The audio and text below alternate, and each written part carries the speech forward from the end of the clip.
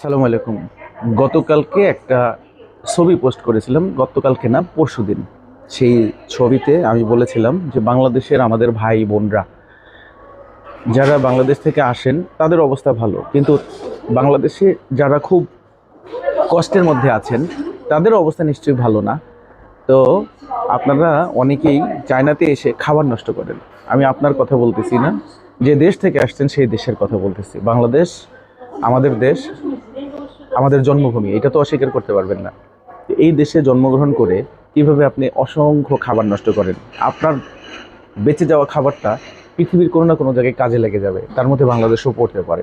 এই মেসেজটা দিতে চাইছি আপনাদেরকে। কিছু আমি মনে করি যে কিছু কিছু দুষ্ট লোক আর কি, যারা আমার মেসেজের ভুল মিনিং করছেন তাদের উদ্দেশ্যে বলা যে আপনার মতো সোনার চামচ মুখে দিয়ে তো আর সবাই জন্মগ্রহণ করে নেই।